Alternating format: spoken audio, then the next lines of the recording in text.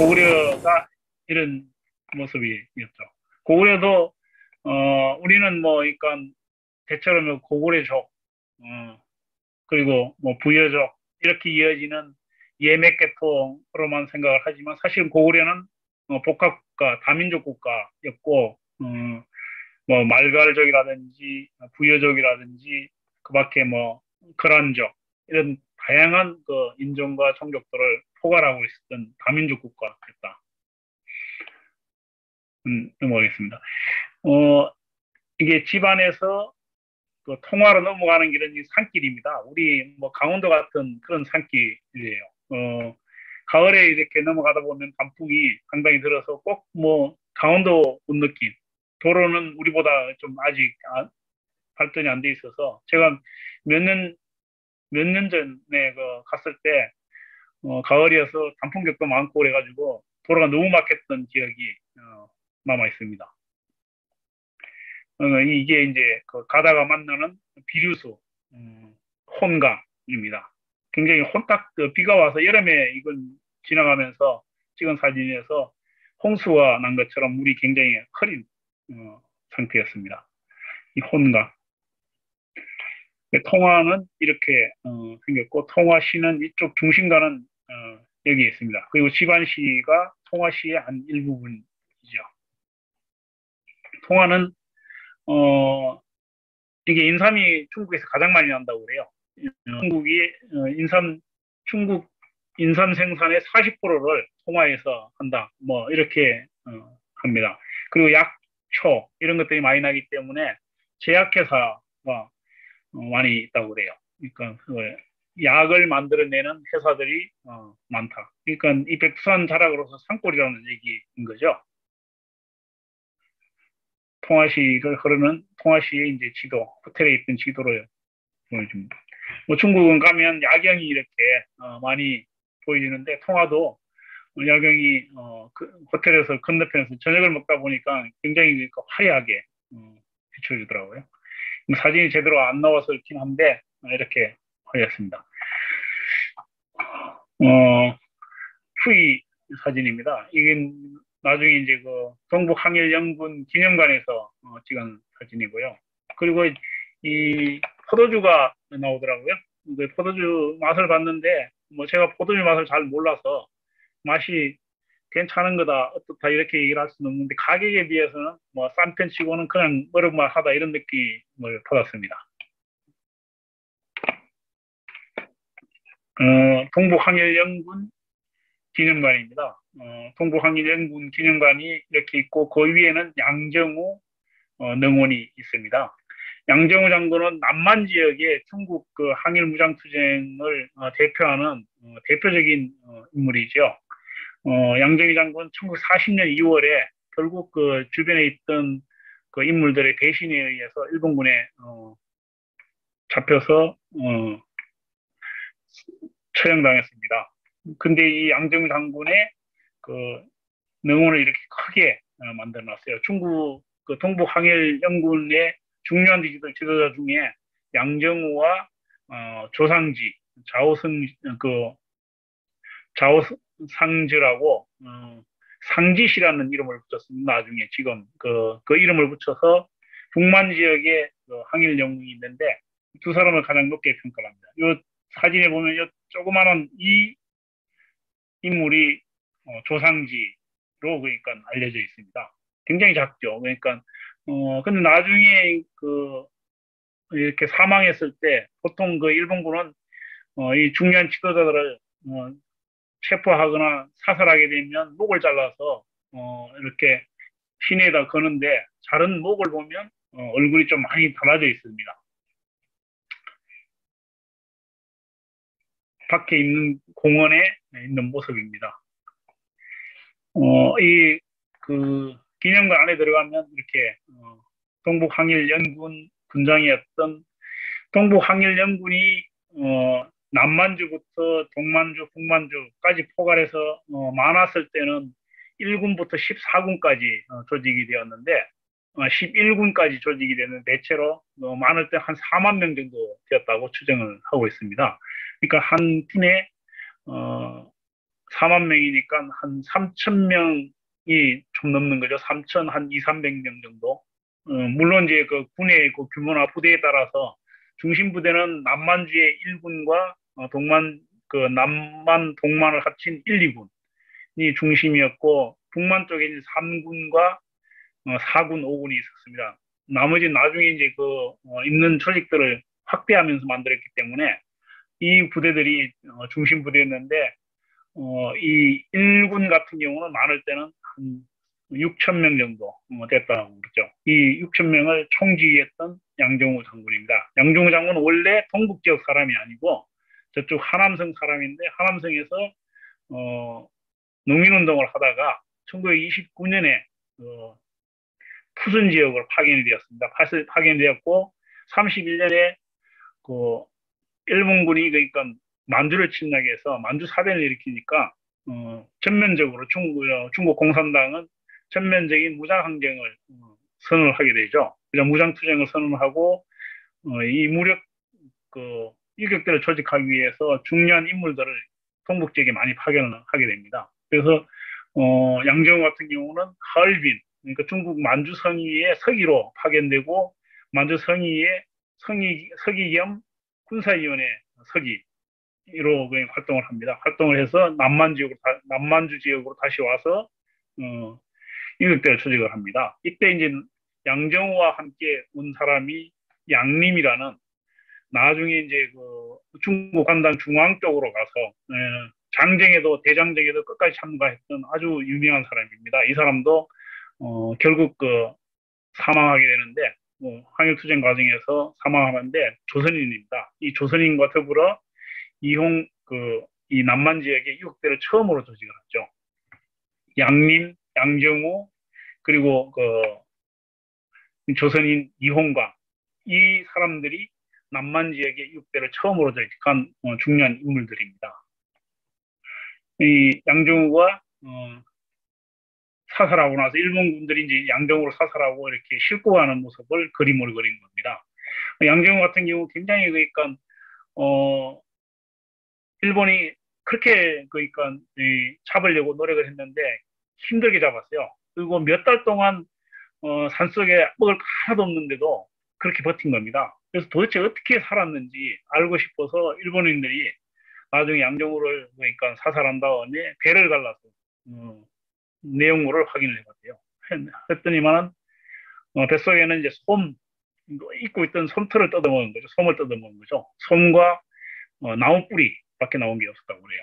그래서 철혈영웅, 양정호 뭐 이렇게 표현을 합니다. 일본군도 뭐 말로는 그런 그 모습을 보고 굉장히 숙연해졌다 이렇게 얘기를 합니다. 나원이 이렇게 크게 조성이 되어 있어요. 이 안에 있는 사진인데 여기는 이제 북만 쪽의 인물들 사진입니다. 이 허영식이라고 북만 지역에서 중요한 역할을 했던 나중에 북만 지역을 얘기할 때 제가 얘기할 겁니다만 허영식입니다. 역시 이제 북만 지역에서 있었던 팔려투강이라고 8명의 여성 대원들이 일본군에 쫓기다가 강에 몸을 던져서 사망한 그런 인물들입니다. 이 내부에 이제 이런 모습이에요. 그 이용강이라는 아주 전설적인 그러니까 유격대장이죠. 유격대장 동업을 이용강 같은 경우는 압록강을 건너서 국내 진격 작전도 여러 번 펼쳤고 아주 그 신화적인 존재입니다.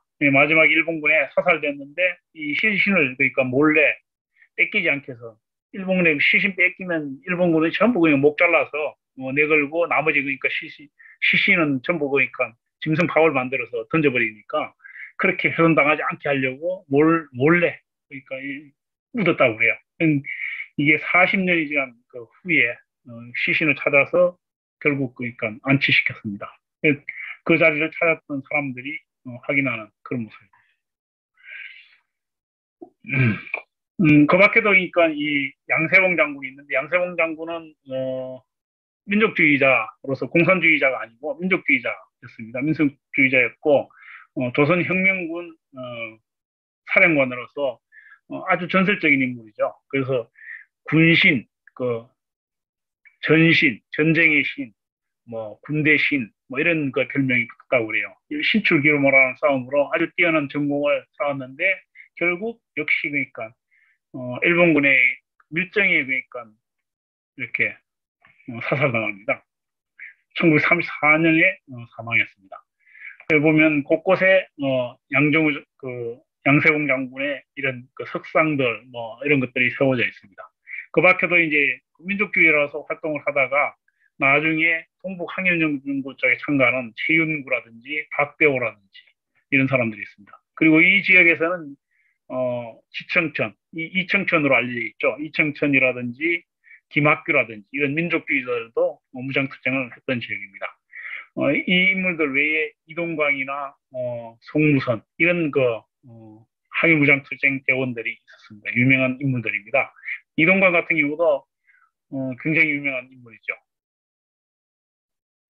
그 양세봉 장군은 김일성의 아버지 김영직과 운동을 같이 한 동지였습니다. 그래서 나중에 김일성 주석이 북한에 그러니까 이 가족들을 초청을 해서 북한 쪽에 살게 했다고 합니다.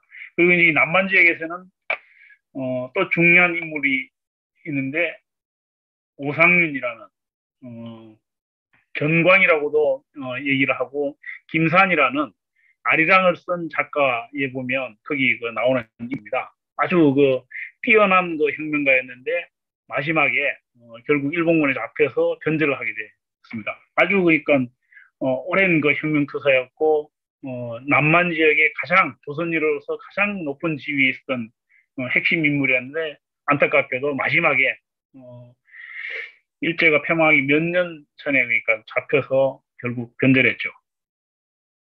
이 사진이 안 남아 있습니다. 이게 그러니까 상해에서 일본군 장군을 저격하다가 났던 사진. 잡혔다가 탈주를 했었죠. 탈주를 하고 저쪽 광동 코민에도 참가하고 황포군관학교에서 러시아의 러시아 교관을 했던 그런 아주 유명한 인물입니다. 그리고 난주로 다시 파견돼서 남만 지역의 핵심 간부였습니다. 결국 변제를 했죠. 여기 보면 이제 양정우 모습입니다. 그리고 이홍가, 그리고 양세봉 장. 중국이 이렇게 이제 지금 북한에서 완전히 그러니까 북한 지역의 중요한 핵심 역할을 하고 있는 인물들을 제외하고 나머지 사람들은 굉장히 그러니까 중국의 독립운동가, 중국 투사 이렇게 만드는 그런 경향들이 굉장히 강합니다. 그래서 곳곳에 이렇게 이것만 보면 이 사람들이 조선인인지 중국인인지 알 수가 없는 그리고 중국 역사의 한 부분으로서 이렇게 그러니까 계속 만들어가는 과정이 있는 겁니다. 그래서 한국 현대사에 대한 우리가 현대 역사에 대한 항일투쟁에 대한 남북한의 대응이 굉장히 중요하고 필요한 이런 상황이라고 할 수 있습니다. 이제 이른바 군장들 각 군의 최고 지도자들의 석상입니다. 이 주보중이라는 유명한 인물인데 나중에 이제 저쪽 동만 지역을 얘기를 할 때 얘기를 하게 될 겁니다. 그리고 이 지역을 보면 유하현 이제 신흥무관학교가 있었습니다. 신흥무관학교는 이혜영 선생, 이상용 선생, 뭐 김동상 선생 이런 분들이 관계를 했고 독립운동에 독립군을 길러내는 가장 중요한 학교 역할을 했죠. 그 양림이라는 인물입니다.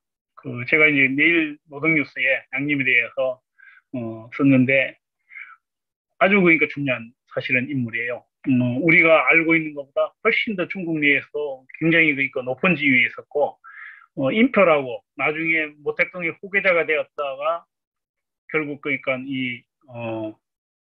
반란을 일으켰다고 그래서 사망하게 되는 인물이 있는데 2인자로 올랐던 인표가 있습니다. 그 인표가 사단장으로 있을 때 양림이 참모장을 했어요. 그러니까 그 정도였으니까 인표는 중국의 이른바 그 10원수라고 해서 항일 전쟁에서 아주 뛰어난 전공을 그러니까 쌓은 10명의 원수가 있습니다. 그러니까 뭐 장군도 아니고 그 우리가 말하는 장군 위계급의 원수가 10명인데 그 중에서도 최고 의 인물에 속하거든요.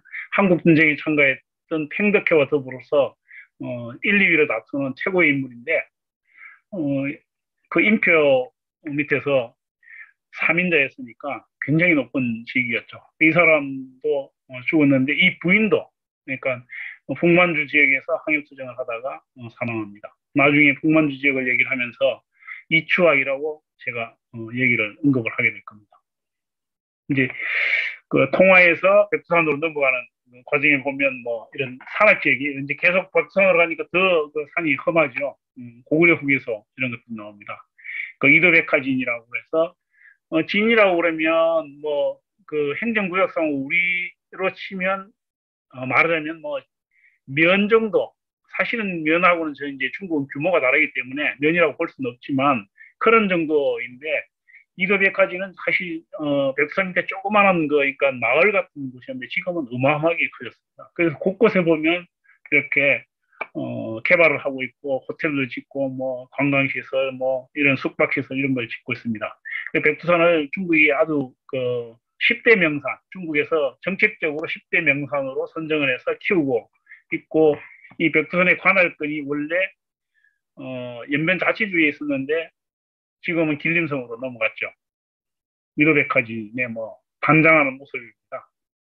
제가 처음에 간 게 2014년에 갔을 때 보면 완전 시골 그 냄새가 풍풍 났는데 한 4, 5년 지나면서 완전히 달라졌어요. 중국은 보면 이렇게 백두산 이제 올라가려면 잠깐 나갑니다. 이 시간이 많이 지났는데 제가 또 빨리 진행하겠습니다. 이 백두산은 가면 올라가는 길이고요. 그 백두산 리인성 그리고 백두산의 그 석상 뭐 이런 모습입니다. 백두산 그 경계가 보면 북한이 55%, 중국이 45%를 이렇게 갈랐습니다. 백두산은 이쪽에 있습니다. 백두산을 올라가는 길은 북파와 서파 코스가 이제 두 개가 대체로 있고 남파는 북한 쪽으로 해서 올라가는 코스입니다. 보통 우리가 이제 많이 가는 건 북파를 많이 가고 서파는 차를 타고 거의 끝까지 가서 계단을 한 1,400개 정도 계단 정도 올라가야 됩니다. 그 백두산 그걸 놓고 이 국경 조약을 체결하면서 잘했다. 이게 그 경향신문에 나온 겁니다. 뭐 어떤 때에서는 북한이 완전히 그 백두산 천지를 넘겨주었다 이런 얘기도 했는데 사실은 그게 아니다. 이런 얘기입니다. 북한 천지 모습이고요. 이 백두산 장벽폭포. 뭐 백두산 모습은 이렇게 백두산은 뭐 괴물이 있다고 그래서 이런 인형 같은 걸 만들어서 팔고 있습니다. 백두산은 날씨가 굉장히 천변 문화에서 이렇게 화창하다가도 갑자기 비가 오고 또 이렇게 흐리다가도 또 맑게 개이고 사람이 엄청나게 많습니다. 중국은 뭐 곳곳에 어디를 갔는지 많죠. 백두산 밑에 그러니까 이 강원도 식당이 괜찮은 식당이 있습니다. 강원도 식당이 보니까 그 사이에 돈을 많이 벌어서 직접 단장을 잘 했더라고요.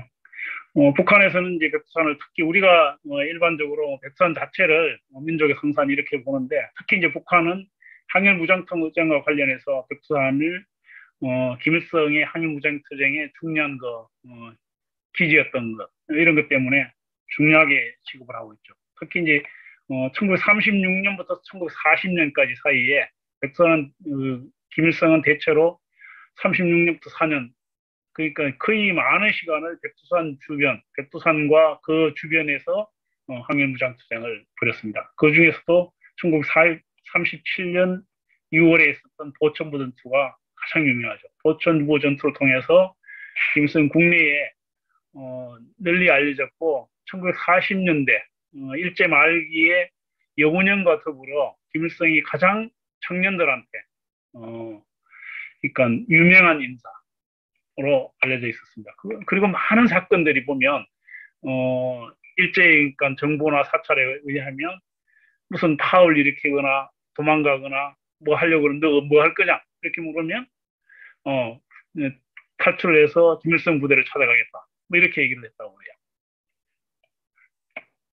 네, 백두산 지역에서 이런 모습입니다. 북한에서 고천부 전투를 기념해서 해산에 보면 이런 그러니까 기념탑을 세워놨습니다. 문재인 대통령이 그 남북 정상회담도 하고 백두산도 이렇게 올라가서 했는데 결국 지금은 상황이 예의치가 않습니다. 다시 좋은 시대가 와서 우리가 북한을 통해서 백두산에 갈 수 있는 기회가 오기를 바랍니다.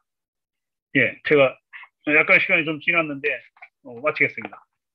우리들의 통일을